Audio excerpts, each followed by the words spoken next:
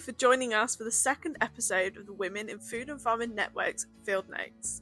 Today's episode was recorded live at the Cereals event, so apologies for the background noise, but I think it demonstrates the buzz of what was going on.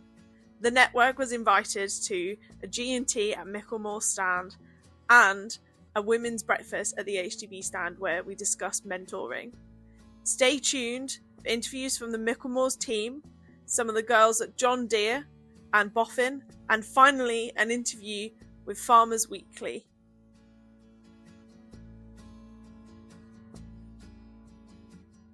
Hello and welcome to Field Notes by the Women in Food and Farming Network, live at Cereals. Today I'm joined by a representative of Michelmores.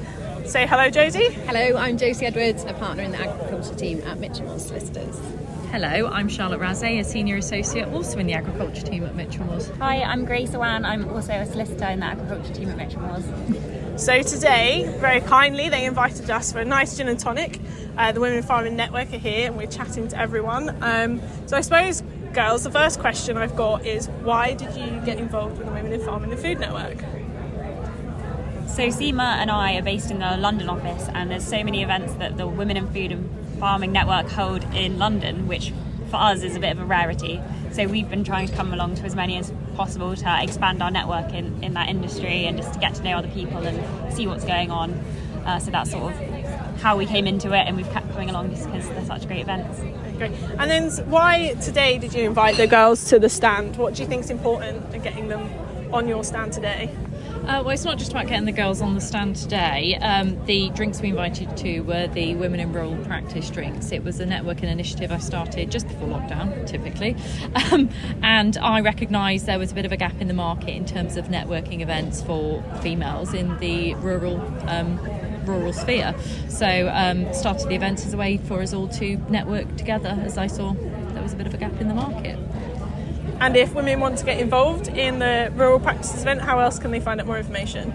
Do send me an email to charlotte.razay@michelmores.com or go on our website, and all Women in Rural Practice events will be posted there. Then I suppose we're all here at Cereals, so let's talk about what's been happening today. Has there been anything you guys have seen that's really inspired you or you think is great innovation in farming? I went to a really, not quite innovation, but I went to a really interesting talk about diversity of recruitment into the agriculture sector, and also the diversity of jobs and job opportunities, and trying to increase knowledge throughout all levels, whether that be school leavers or changing careers, for all of the amazing opportunities that there might be in science, research, innovation, professional services, and that the agriculture industry isn't necessarily just a farmer on a farm, etc., producing the end product is everybody around them who supports the industry and helps it to thrive. What about you, Charlotte? What has been your favourite thing at Cereals today? Can I say I've done something that I've never done before today, which isn't directly cereals related, but I drove on an off-road track in an Isuzu Hilux. Sorry, I might be promoting the wrong car there, but never done it before, had a great time. And finally, what was your favourite thing of the day? I went down in one of the pits where they've grown all of the different crops, and the man pointed out a really, really big earthworm, which doesn't sound very interesting, but it was humongous. And he showed me all the different types of earthworm and the different impact that each of them have at different levels on aerating the soil. So that was pretty eye-opening. So should we say Cereals has been a great learning opportunity for you all? Yeah? Fantastic learning opportunity, and a great way for us also to catch up with our contacts and make new connections as well. Yeah. Which is what this afternoon's been about. Yeah, been a really positive day. Brilliant. And final question, what do we want to see next from women in agriculture? Where do we think the support is? Where do we think we can go next? Take over the world. I think definitely more diversity.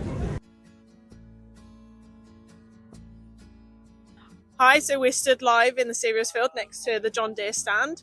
It's Emma here again, and I'm joined by Olivia and Tommy. So Olivia, do you want to do a bit of an introduction as to what you do at John Deere? Yeah, so I'm a placement student here for this year.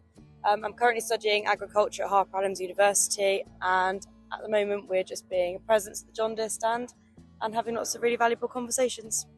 What about you, Tommy? What do you do at John Deere? Quite similar to Olivia, I'm a Harper Adams student as well, studying business management with marketing. Right now I work with dealer development, but again just here today to help support everyone at the show and get to meet a lot of people, which is good.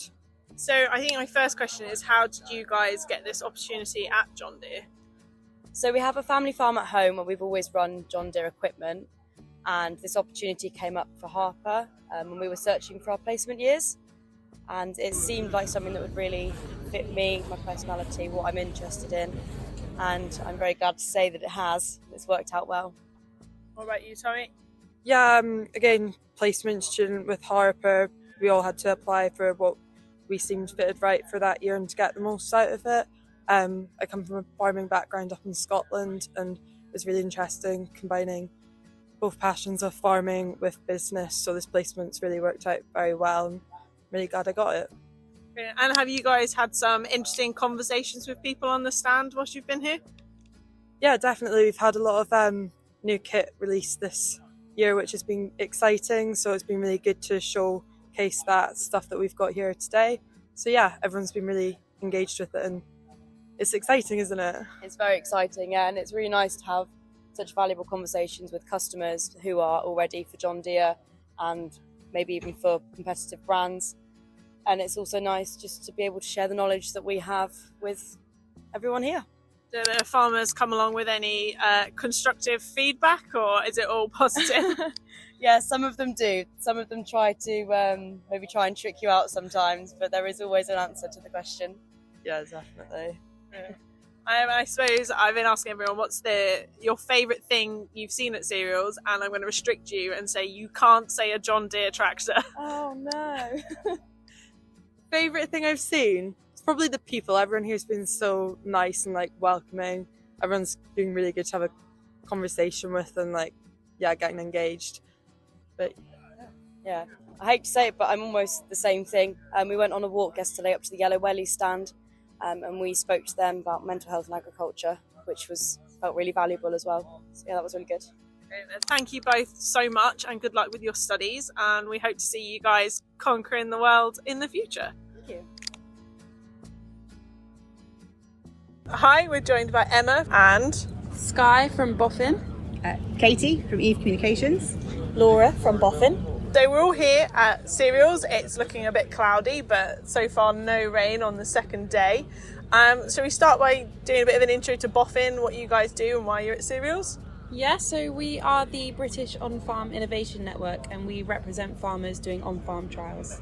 Anything to add, Laura? No, that's about it. Sorry. Do you want to do an intro to Eve Communications? Yeah, so we have a number of clients here at Cereals this year, and we've been helping out on the stands and generally networking. Brilliant. So first question, what's been your favourite thing you've seen at cereals? I think mine would have to be the biggest loaf of bread.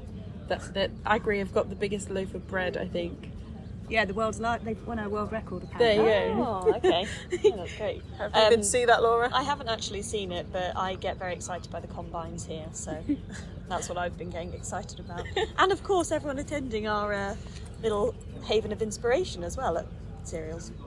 Yeah, so at the BOFIN stand, there is a question board where you can come and put chips in a welly. So we'll add this to our Q&A on the podcast. Which crop input would you use in a farm trial to improve root and soil health? Fungicides, crop varieties, nutrients, or biologicals? Share in the answer section of this podcast what you guys think. We're stood at the PGRO stand, surrounded by various pea and bean plot trials. Do you think these are the most exciting plot trials we've seen, or? Well, I think they look very nice. It links to a project that we're talking about, the NCS project, which is aiming to get more farmers putting pulses into their rotations, obviously to decrease nitrogen usage, but also reduce how much soybean we're importing from across the world and use our homegrown beans. And people that you've spoken to, have they been open to the idea? Is it seeming positive? Yeah, definitely. We've already got our Pulse Pioneers for this year, but we're going to be recruiting for Pulse Pioneers for next year in the next few months. And I think we've had a few sign-ups and interest, haven't we, Sky? Yeah, it's really important that farmers are getting paid for their time and resources. So that's what we really like to focus on and offer different farmers. Katie, do you come from an agricultural background? I don't actually, no. I come from a corporate marketing background, and this is my third cereals, and I'm learning a lot each year as I come. Various different clients that I've worked on the stands for, and it's a big learning curve. Are you impressed by all the innovations that are happening in agriculture and every year? I mean, particularly the autonomous vehicles that are drilling the fields as we speak? Yeah, I spotted those yesterday on the way out. One of our clients is quite a large machinery brand, so I'm very much in the loop with what's going on in the world of innovations with the machinery side of things. So guys, we're rounding up cereals today, and we'll all be back next year. What do you want to see change, or where do you think the future farming is going? I think it would be really great to see more knowledge exchanged freely across farmers and scientists, so that there's a real good exchange of key insights from these projects that BOFIN are involved in. As Sky said, I think we really need to get more farmers involved in on-farm trials, and that's something that BOFIN is really focused on, because I think farmers doing trials in field put it into real life practice, and it's good for their representation as well within these trials. So we were really kindly invited by AHDB to be part of a panel for women in mentoring, and I was joined on the panel by Abi Kay from Farmers Weekly, who I'd really like to have a chat with. So Abi, hi. Hello, thanks for having me. No problem. And what made you want to come and do the panel and talk in front of all these women at cereals? So at Farmers Weekly, we are running a campaign called Level the Field, and Level the Field is all about acknowledging that there are still some problems in the industry for women and trying to turn the dial on those and make some actual serious cultural change. So it's not another women's support network or, a podium to champion women's excellence. Those things are really important, but this is really about making some changes. And in order to do that, we do need to acknowledge that there are some problems that exist. So things like low land ownership rates and, difficulties women having access in finance as a result, being overlooked for succession, poor maternity packages, lack of flexible working options, all these kind of things. Those are the kind of things that we want to tackle with this campaign. So that's why I wanted to be on the panel today. Can I just ask, who's Leveled the Field for? Because it seems to span an enormous audience of kind of farmers and people working on farms right through to kind of top end leaders in agriculture. How are you managing that? So as part of the campaign, we are publishing a series of guides offering farm business owners practical tips on how to kind of address some of the issues. So in that respect, it's very much farmer focused, farmer facing. But we do have sponsors from other parts of the supply chain, because we acknowledge that there are still issues that exist for women outside of immediate farming, if you like. So we want to make sure that we're bringing everyone along with us on that journey. But the actual specific support, that is very much farmer facing. And in terms of, obviously, agriculture touches on an awful lot of other industries across food and policy, politics, everything else.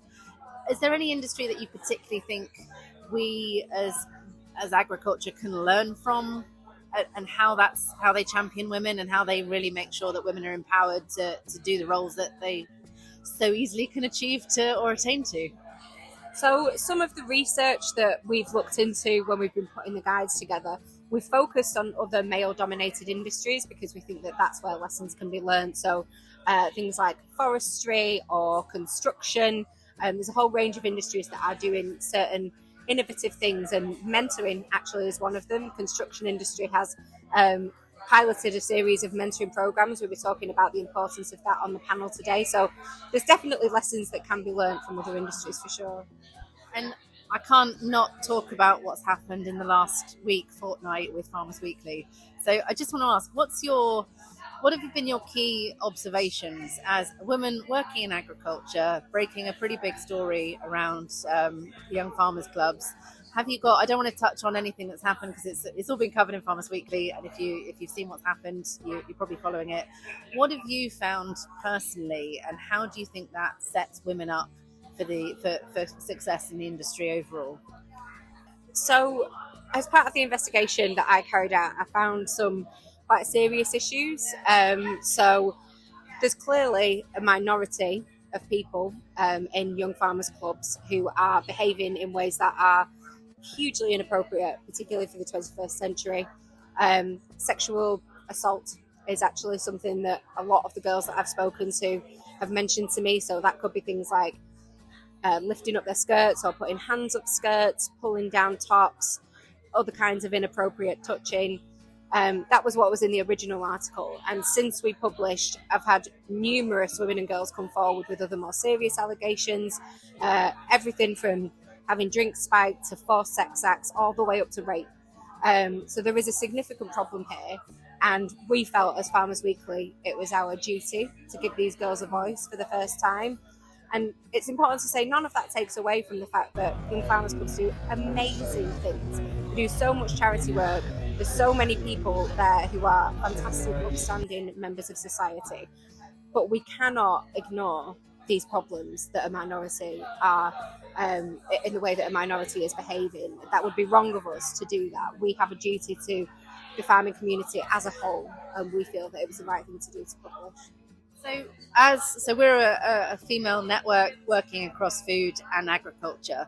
What do you want to see women do for women to support them? I've seen online there's been sort of calls for be sort of somebody that they can talk to, someone they can look up to. How can we empower women in the industry across the network to make sure that this kind of thing is stamped out and it is a nice place for women to work? We spoke on the panel about we've got to make agriculture an attractive place for women, and if we're starting at the real grassroots when they're very, very early in their careers, not making it attractive, how can we help that? So I think that there's a number of steps that can be taken by certain organisations. So as a result of the story, NFYFC have come out and said they're going to set up an action group to look at some of these issues, and that won't just be NFYFC, it will be other rural youth organisations as well, people from educational establishments, that kind of thing. They're also going to be setting up a series of discussion groups so that they can bring their members together and talk about these issues and the impacts that they have, and that's really important. What we can do as a community as a whole now is to give space to these women and girls to actually come forward without judgment.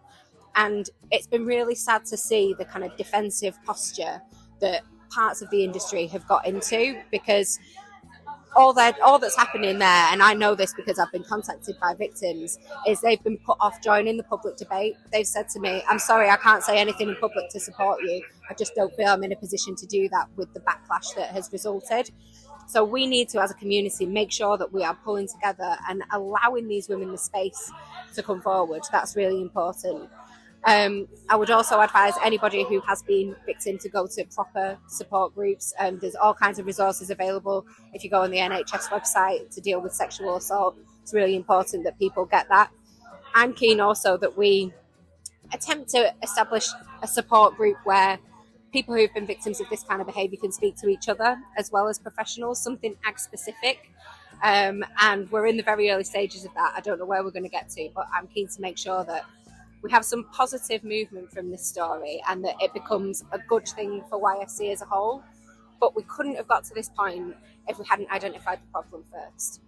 I totally agree. And I think one of the big things for us as women in food and farming is it's not just about women. I mean, I know we have a very high women to male ratio, but we do have men who come along and want to be part of it.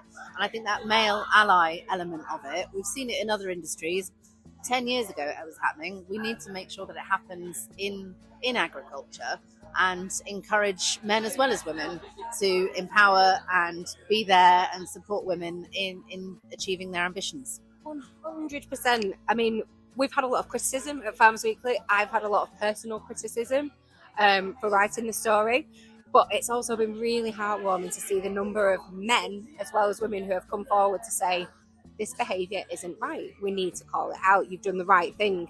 And that has been hugely pleasing to see, because we can't make change unless we have the men on board. And that's the same with every kind of issue that affects women in ag, not just this specific one, sexual assault, all kinds of issues that women in ag have to deal with. We need men on our side in order to make change. That's really important. I think we're seeing more and more in the professional element of agriculture. So in the big corporates, in the the Bayers, the Syngentas, and all the big players in it, we're seeing that they are telling us that they do see such benefit from having women at higher senior levels. There's people sort of working on the land to say, I see a real benefit in having women having a role in agriculture. And I think we've got to be pushing for that all the time, and using role models, using people, giving examples, and making it a much more of a social norm in agriculture that women bring something to the table.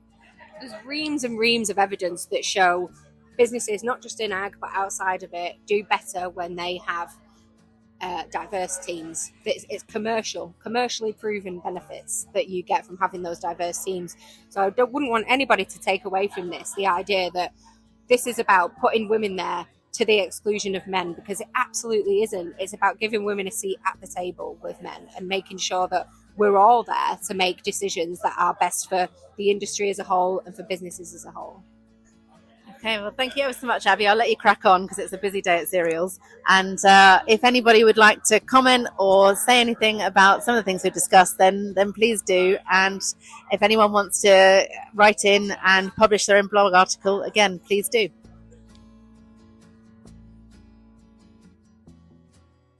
Please remember to give this podcast a follow, whether that's through LinkedIn, Facebook, Twitter, YouTube, or Spotify. And all the links mentioned will be shared in our description. See you next time!